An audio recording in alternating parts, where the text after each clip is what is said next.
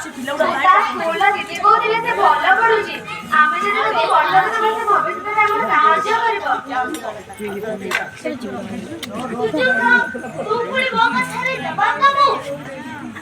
ଆରେ ମୁଁ ତା ପାଇଁ ଯାହା କରୁଛି ତା ଭଲ ପାଇଁ କରୁଛି।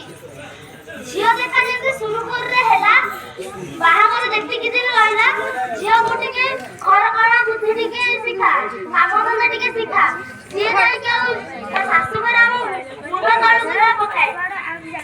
ଦେବୀ ନାରୀ ହେବି ପାରି ଆମ ଭଳିଆ ଗରିବ ପରିବାରରେ ସୁନା ଯୌତୁକରେ ଏଡ଼େ ପ୍ରକାର ଗୋଟେ ହଉଛି ସେଇଟାକୁ ପୁଣି ତୋ କଥାରେ ମୁଁ ମନା କରିଦେବି। ତୁ କଣ ତୋ ଝିଅ ଖୁସିରେ ଖୁସି ରହୁ?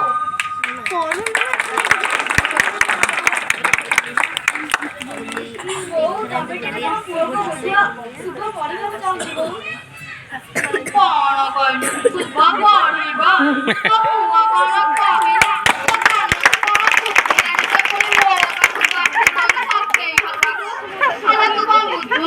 ତୋ ପୁଅ ମୁଣ୍ଡରେ ଗୋଟେ ବଡ ବୋଝଟିଏ ଯିବ ଆଉ ତା କଥା ଚିନ୍ତା କରୁଛୁ। ତା ବେଳେ ପା ମୁଁ 2-3ଟା ପିଲାର ମା ଥିଲି।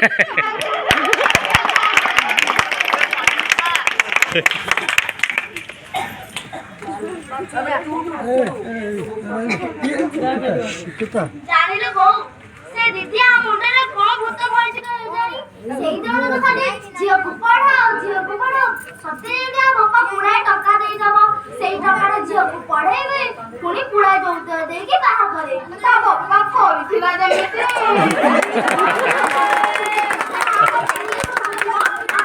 କେତେ କାମ ଅଛି। ଘରେ ପୁଅ ଝିଅ ବାହାଘର ପୁଣି ଆଉ 2-3 ଦିନ ରହିଲାଣି।